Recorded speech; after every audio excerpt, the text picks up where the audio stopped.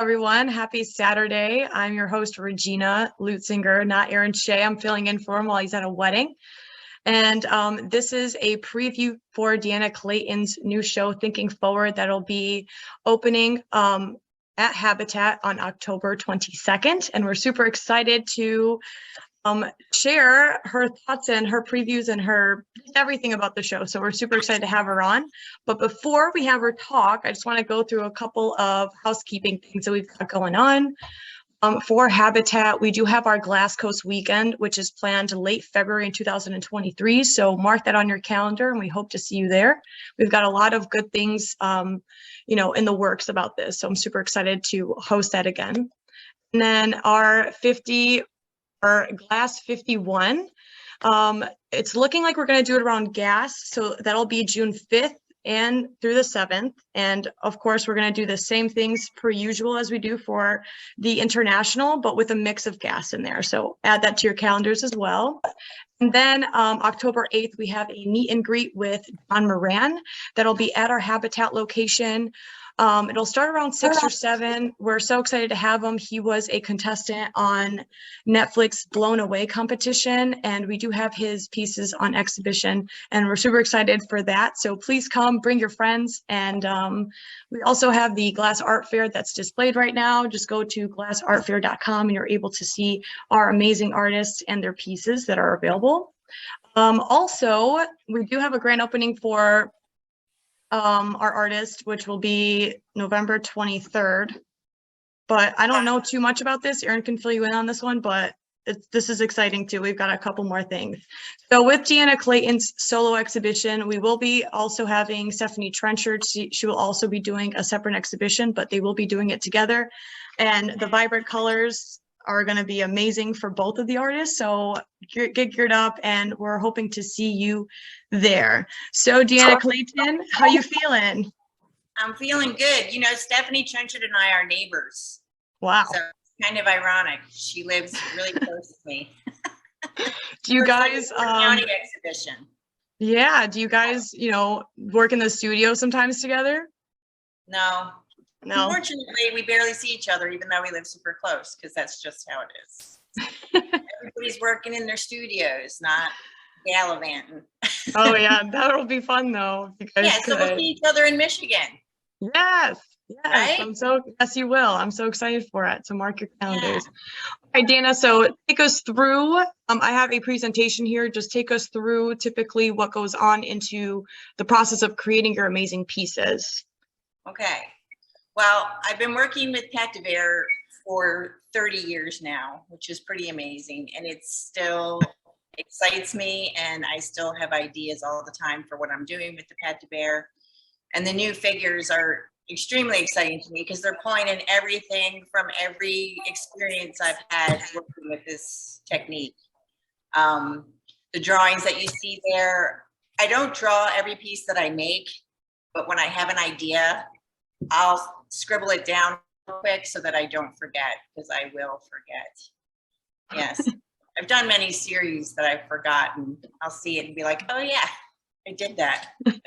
So the heads, they came about very abruptly after the Pat DeVere making vessels for over 20 years.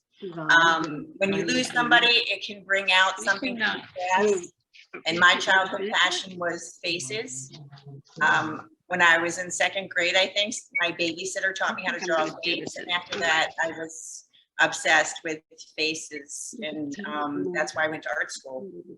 I really enjoyed, trying to capture the human soul in art.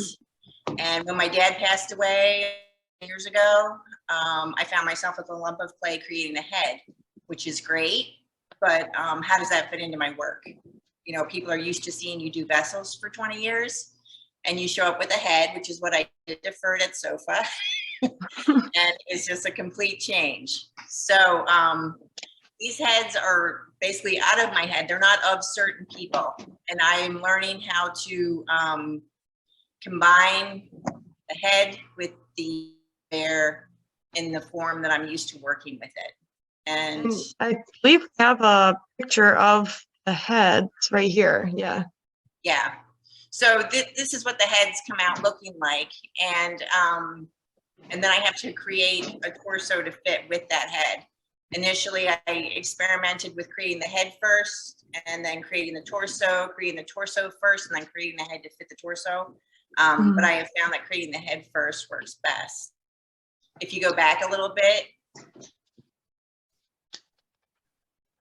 there you go. So I've created the head, and then I create a clay torso, and then I add texture to it, or I carve the clay and then create molds in which I cast the pâte de beurre in the traditional way I'm used to doing it. You can go back forward again. So those are just different examples. The larger heads, I create all these individual glass castings that can go on the head, which I absolutely love. It brings in more texture, more color, more atmosphere. You can go forward. And that's an example of what that looks like. Go ahead. These are the smaller heads that I do, which I create in plasticine. And then I'm creating a 2-part mold of that, and then removing the plasticine and putting them back together and casting the glass in that mold. Move forward. And this is what they look like when they come out.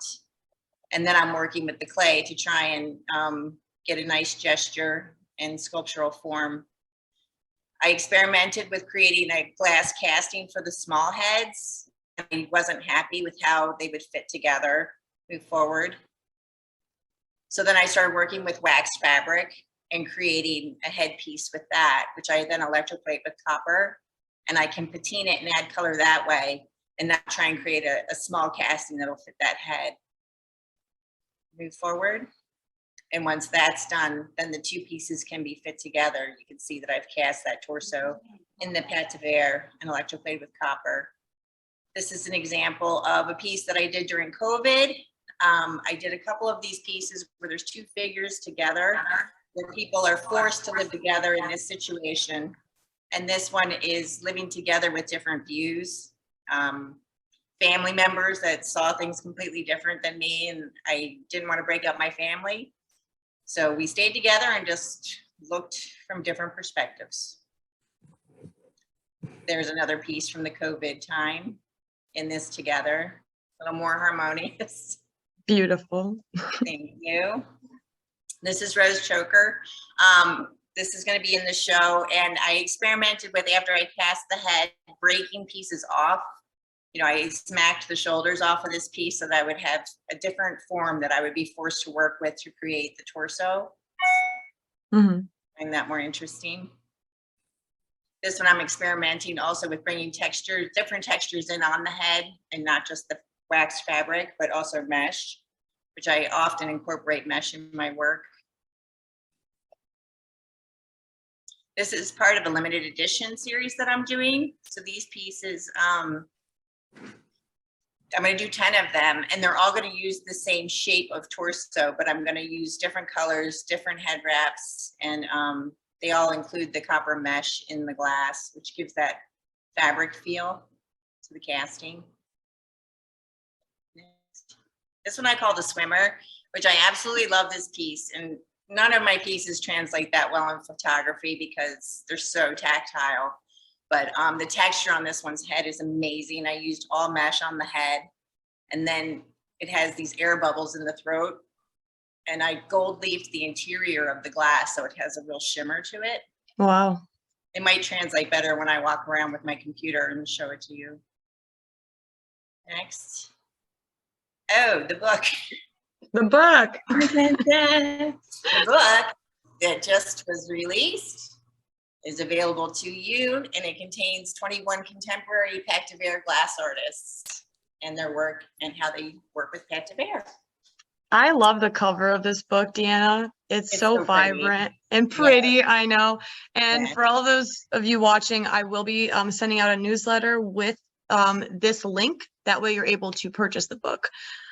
So are you ready for? Gonna walk around? Yeah. All right. Okay, so this is my studio. I have a lovely studio, lots of windows. Building a new studio right now. I'll be moving this fall. But here are some pieces for you to look at. So I talked a little bit about the heads, how they started. And these heads were, the very first ones were cast solid, and then they had a Pactiveer veil on them.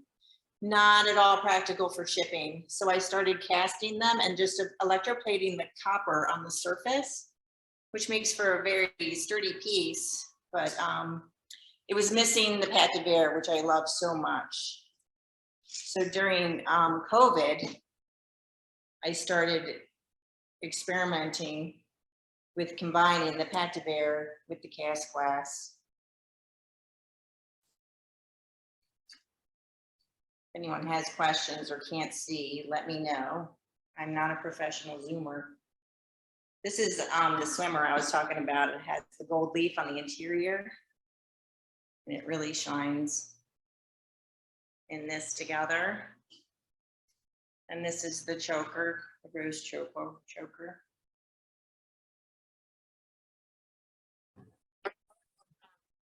Blossoming. See all that texture.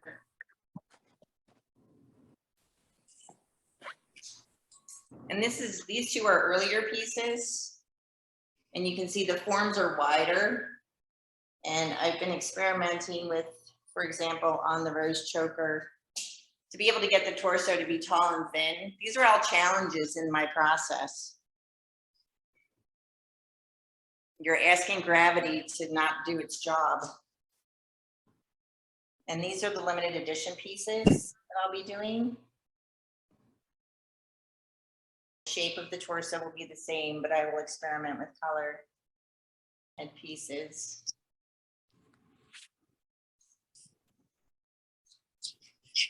Back. Okay, I'm headed over to the working space. So this is where all the work is made. Same building, obviously. I'm kind of proud of myself for keeping my life simple. I use ceramic kilns. I have a grinding wheel, and I have an electroplater. And that is all the equipment that I use in my studio, and a wax pot. But 80% of the time I'm working with clay, wax, and making molds, because you have to make a mold for every single piece that you do. So pieces like this one that I'm working on, there's 36 cats on its head. And then the torso and the head are obviously another casting. So every one of those I have to create individually and make molds for. And then I'm working in the copper mesh. I don't know if I've ever told the story. I have told the story. I don't know if you've heard the story. But this is my copper mesh, my prized possession that the Orchid Man brought me one day. Stuff in holes to keep mice out of your building. And when I saw it, you know, knowing copper was compatible with the glass, and I just love the texture of netting. I was already using it in my work, using fruit bags and whatnot. And I asked him to give me a piece, and he gave me the whole roll. And I've been using it ever since in my glass. Here's an example of what it looks like. The copper mesh inside the glass. This is another torso I'm working on. Do you have any questions? Yeah, Deanna, we had a question. It says, how are the heads kept at the top of the skirts? Okay, so some of the heads actually seat in the Pactiveer casting, and some of the heads I actually glue to the Pactiveer casting. So I'm experimenting with this one. You can see it'll fit perfectly in there, and that will be glued. Okay. The big head I just showed you is actually sitting on the Pactiveer. They're separate still, which is good for shipping. They're less delicate. You can take them apart. The head will come off and ship separate from the torso. Oh, wow. Yeah. And what is your main inspiration for the Thinking Forward exhibition? Thinking Forward is the fact that every time I do one of these pieces, it's to evolve. you know, every time I make one, I'm thinking, well, how's this going to work for the next piece? I'm testing strength. How, you know, how heavy of a head can I put on this pet de bear before it just crushes beneath it? And that's, I love figuring stuff like that out. So thinking forward is evolving, basically. Another question for you. Oh boy. Yeah, from Mr. Glass himself is concerning the hats. Do you try a few on or no before you start? When I'm working with them, it's in the moment. Most of the work I do is in the moment. The coloration, I'm very spontaneous with that. I'm painterly about it. And the head wraps, I can put it on and take it off and redo it, and I'll do it several times and then decide on when it's right. Wow. Make sense? Yeah, beautiful. Any more questions for our amazing Deanna? You know, I have a question, Deanna. For the coloring, I know you like vibrant colors. Have you ever tried to do very muted, darker colors? I have. My colors definitely reflect what my mood is at the time. Nice. I did a whole the vessels that were so dark you only saw them at the perfect time of the day. What colors Oh, were wow. in them. Yeah. It was, you know, right at dusk. The light would come through and you'd see orange and pink and all these colors. Otherwise, there was this dark mass. But I'm happy to tell you, I'm very happy these days, and the colors are light and bright. Yeah. Definitely reflecting the direction I'm in right now. And then I have another question. They look a little Judicea. I don't know how to pronounce that. Are they? That is the faces. It's Jewish. Oh, you know, it's interesting when I model the faces, they will go from looking, I mean, they look a lot of different ways. I have a lot of people come up to me and think that they're ethnic. Mhm. They also go back and forth from being a man to woman, depending Oh, on wow, who's yeah. looking at it. Yeah, but it's not intentional. When I create faces, I feel you can never create something new. So whatever face I make, it either has existed or it will exist. Like, it's not, somebody out there looks like that person. And it's Yeah, really for sure. interesting how important every detail is on the face. The slightest change and it changes the face completely. I was working with them in clay, and if they dry too much, just the littlest bit, I don't like it. I just start over. So plasticine is good for that. That's an oil-based clay that won't shrink. Yeah. Yeah. And how has teaching, since you've been teaching, you know, your technique for some time, how has that helped you in creating some of your artwork? It actually helps me a lot watching what people do with color. Okay. Because there's times like I've watched people put colors together and I'm like, well, you can try it, but I don't know about that. And it comes out and I'm like, whoa, I'm doing that idea. But it's really fun to watch how happy people are making things. And I don't provide templates for people when I teach the classes, and they get all nervous in the beginning and then they do something great and they're so proud of themselves. It's really fun. Wow. Deanna, you mentioned a new series a few minutes ago. Could you talk a little bit more about that? The new series? Addition pieces? Yes, that's. Oh, yes. I'm going to do 10 pieces that all use the same torso shape, which I'm interested in moving the shapes of the torsos. I'm not interested in doing literal figures. You know, I grew up drawing the figure constantly and I want to go abstract with them. So I feel this limited edition series is my first step towards a more abstract torso. And I'm going to do 10 and play with color and the different head wraps. Yeah. I think it's a great concept. Thank you. When do you think we'll start seeing those addition pieces roll out? Well, those two will be at the show for sure. Mhm. And I should have a third one at the show. So there'll be 3 available October 22nd. Beautiful. Yeah. Will you talk about your class you have done at Habitat? I have taught at Habitat, and I will teach again at Habitat. Whoever wants to take the class. I'll show you real quick what it is, because some people are intimidated by it and they shouldn't be. Can you see my table here? So this is set up for a class, and I have molds made for everybody, and they're plain, and they're just soaking in water when you arrive. And cut shapes out of paper, simple, basic. This is an example of what the bowls look like when they're done. So basically I cut circles and strips of paper, and then I wet the paper, and that sticks to the wet mold. And then you lay in your first color of frit, which the frit is behind me here. You get to pick from all these fun colors. It's like working with granulated sugar.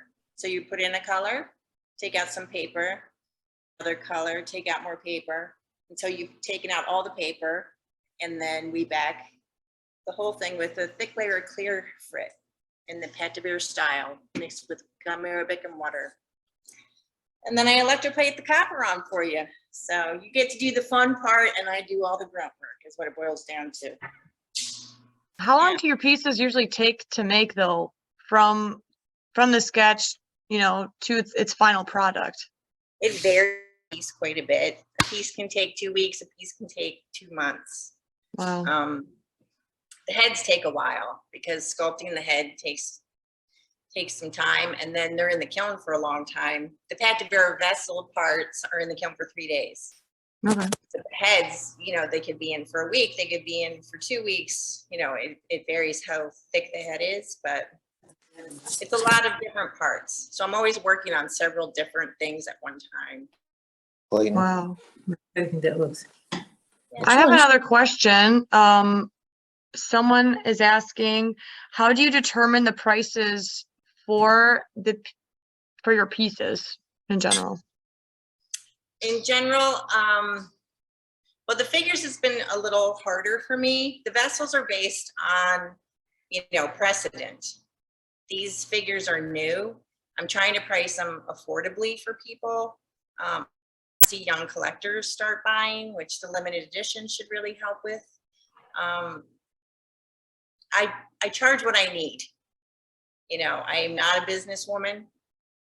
Many people will tell you I want to be rich, but I love what I do, and I want people to have it. And so I feel like, you know, the prices are just what I need to continue my work.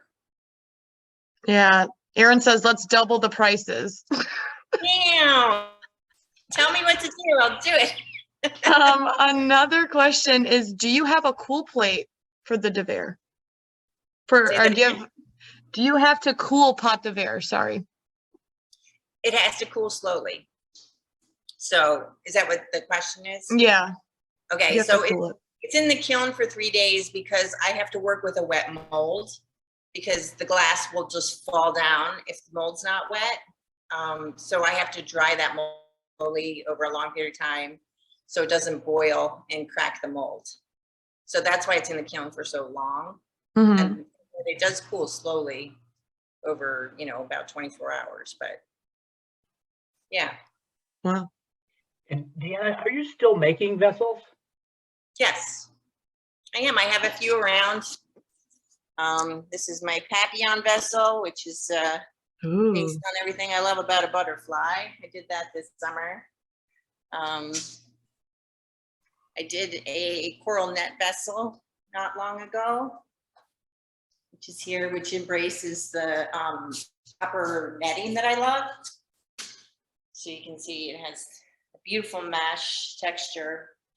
And then I added copper mesh afterwards. I soldered it all the way around and then built it up in the electroplater.